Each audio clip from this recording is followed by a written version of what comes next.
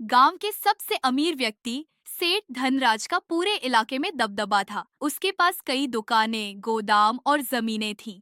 गांव के लोग उसके यहाँ से ही अनाज और जरूरत का सामान खरीदते थे। लेकिन धनराज को अपने धन और रुतबे पर बहुत घमंड था। वह गरीबों की कोई परवाह नहीं करता था, बल्कि उनका शोषण करता था। उसी गांव में हरिराम नाम का एक ईमानदार और मेहनती किसान रहता था।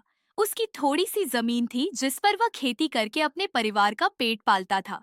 लेकिन उस साल बारिश कम हुई थी और हरिराम की फसल खराब हो गई थी। उसके पास अनाज खरीदने के पैसे नहीं थे। वह बहुत चिंतित था कि अपने परिवार का पेट कैसे भरे। यानी एक दिन भूख से तड़पते अपने बच्चों को देखकर हरिराम ने सोचा कि वह सेठ धनराज के पास जाकर कुछ अनाज उधार मांग ले। उसने सोचा कि वह अगली फसल के समय सेठ का सारा उधार चुका देगा। हरिराम सेठ के विशाल गोदाम के सामने पहुंचा। अंदर अनाज के बड़े बड़े बोरे भरे हुए थे। उसने हिम्मत जुटाई और सेठ से हाथ जोड़कर विनती की, सेठ जी, इस बार मेरी फसल अच्छी नहीं हुई। मेरे बच्चे भूखे हैं। कृपया मुझे कुछ अनाज उधार दे दीजिए। मैं अगली फसल के समय आपकी उधारी चुका दूंगा। सेठ धनराज ने घमंड भरी हंसी हंसते हुए कहा, हरिराम, तुम्हें उधार क्यों दूं? अगर तुम्हारी अगली फसल भी खराब हो गई तो मेरा अनाज कौन लौट आएगा? गरीब आदमी को अपनी औकात में रहना चाहिए। मेहनत नहीं कर सकते तो भीख मांग लो, लेकिन मेरे पास मदद के लिए मत आओ। हरिराम ने दुखी होकर कहा, सेठ जी, मैं मेहनती आदमी हूँ। मैं आपका उधार जरूर चुकाऊंगा। भगवान के लिए मेरी मदद कीजिए। लेकिन सेठ ने बेरुखी से कहा, अगर अनाज चाहिए तो पैसा लाओ। मेरे यहाँ मुफ्त में कुछ नहीं मिलता। हरिराम की आंखों में आंसू आ गए। वह जानता था कि अब उसे खुद ही अपनी समस्या का हल निकालना होगा। वह खाली हाथ घर लौट आया, लेकिन उसने ठान लिया कि अब किसी के आगे हाथ नहीं फैलाएगा।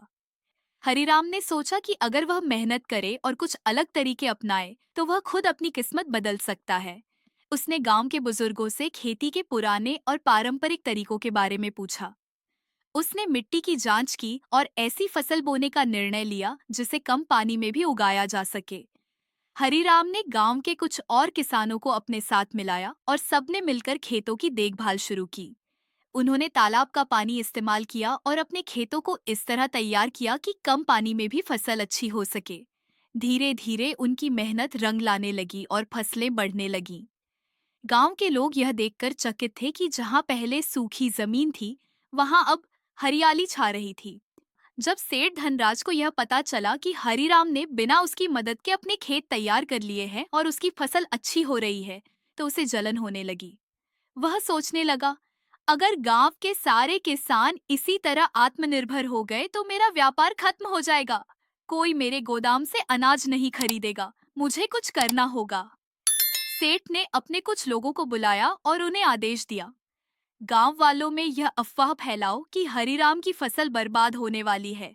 अगर वे उसके साथ मिलकर काम करेंगे तो वे भी बर्बाद हो जाएंगे। उन्हें डराओ कि अगर बारिश नहीं हुई तो वे भूखे मर जाएंगे और तब उन्हें मेरे पास ही आना पड़ेगा।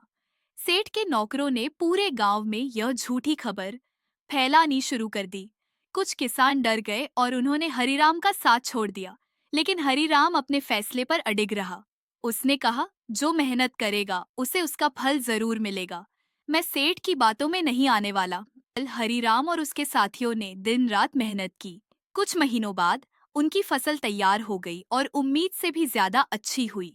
यह देखकर गांव के बाकी किसान भी पछताने लगे कि उन्होंने हरिराम का साथ क्यों छोड़ा। जब फसल बाजार में पहुंची तो अच्छे दामों में बिक गई। हरिराम और उसके साथियों को अच्छा मुनाफा हुआ। अब उनके पास पैसे थे और वे आत्मनिर्भर हो चुके थे। सेठ धनराज की चिंता बढ़ी। सेठ धनराज को अब खतरा महसूस होने लगा। उसे लगने लगा कि अगर यह सिलसिला जारी रहा तो उसकी सत्ता खत्म हो जाएगी। उसने एक और चाल चलने की योजना बनाई। उसने सोचा, अगर हरिराम की फसलें ही नष्ट हो जाई तो वह फिर से गरीब बन जाएगा और मेरे पास मदद के लिए आएगा। सेठ ने अपने आदमियों को आदेश दिया कि रात के अंधेरे में जाकर हरिराम के खेत में कोई नुकसान पहुंचा दिया जाए। उसकी चाल क्या थी?